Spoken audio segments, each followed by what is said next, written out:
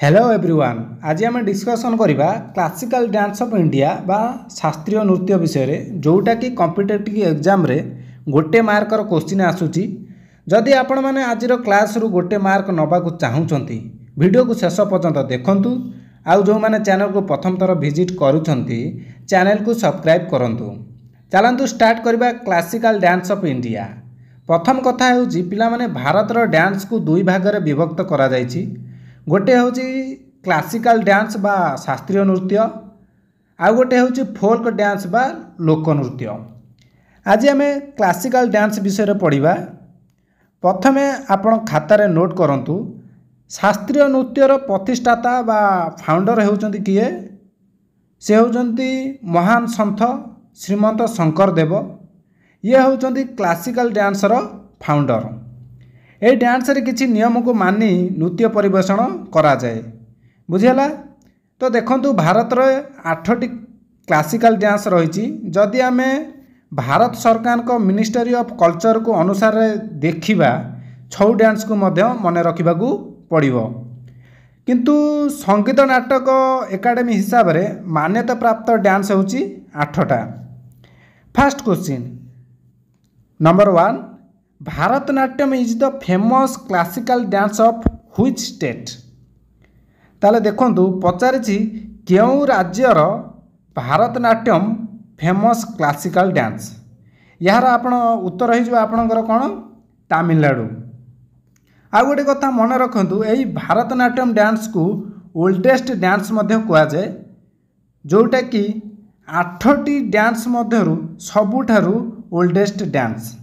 बाकी जो 7टी डांस रहिला सेमानकर मदर बा जननी बोली भारतनाट्यम को कहा जाए। ए डांस तमिलनाडुर तांजोर जिल्ला रे थिबा हिंदू मंदिर रु एही नृत्य उत्पन्न होइतिला। आउ गोटे क्वेश्चन कहि रखुची भारतनाट्यम को सोलो डांस मध्य कहि परिबा। से एथि सहित भारतनाट्यम रो एंशिएंट नेम गोटे रहिची। एंशिएंट नेम तार होची कोन सादीर नाट्यम। कौन सादीर नाट्यम या मन रखु जोटा कि परीक्षा आपन को हेल्प करिवो। Question number 2 Kuchipudi is the famous classical dance of which state. तो देखो कुचिपुड़ी केउ राज्यर डांस ये हूँ आपणकर आंध्र प्रदेश। यही नृत्य गोटे विशेषता रही ताकू तरका गम कहती जोटा कि पित्तल थाली रे नृत्य करती। तो फ्रेंड्स यही नृत्य आंध्र प्रदेशर कुचिलापुरम ग्राम रे प्रथमे देखा मिलता तेणु यार नाम कुचिपुड़ी रखा जाइछि। ताले देखंतु question number 3 Kathakali is the famous classical dance of which state. तो कथकली हेउछि केरल राज्यर ऑप्शन बी आपणकर ठीक उत्तर। कथकलीर अर्थ हेउछि नृत्य नाटक। यह 2टी शब्द को नहीं गठित। गोटे हेउछि कथा आउ गोटे हेउछि कली। कथार अर्थ हेउछि कोन कहानी एवं कलीर अर्थ हेउछि प्रदर्शन बा कला। ये हेउछि अर्थ यार पिला माने मन रखंतु। कथकली नृत्यर मेनली महाभारत आउ रामायण उपरे आधारित चित्रित होता है यही कथकलीर नृत्य रे। यार मध्य मास्क व्यवहार करा जाए मुहरे मास्क व्यवहार करा जाए डांस करा जाए। तो देखो question number 4 Mohiniyattam is the famous classical dance of which state. ये मध्य केरल रहिबो। तो केरल 2टी क्लासिकल डांस गोटे है कौन आपणकर कथकली आउ गोटे हूँ मोहिनीअट्टम। यह नृत्य भगवान विष्णु को समर्पित यह मध्य मन रखिए। आउ मध्य एही नृत्य रे व्हाइट ड्रेस व्यवहार करा जाए। आपण देखि पारुथिबे चित्र रे व्हाइट ड्रेस व्यवहार करा जाए। ता सहित व्यवहार करा जाउथिबा मुख्य वाद्य यंत्र हेउची इडिका। मुख्य वाद्य यंत्र इडिका। बेले बेले परीक्षा रे पचार दउची इडिका इडिका इडिका IDAKK इडिका। एवं यह हूँ गोटे इम्पोर्टेंट क्वेश्चन। ए नृत्य रे मास्टर डिग्री हासिल करथिबा माने मोहिनीअट्टम रे मास्टर डिग्री हासिल करथिबा नामटा मन रखंतु। से होचंती सुनंदा नायर। मास्टर डिग्री हासिल करथिबा नाम होउची कोन सुनंदा नायर। तो देखो क्वेश्चन नंबर 5 देखिबा।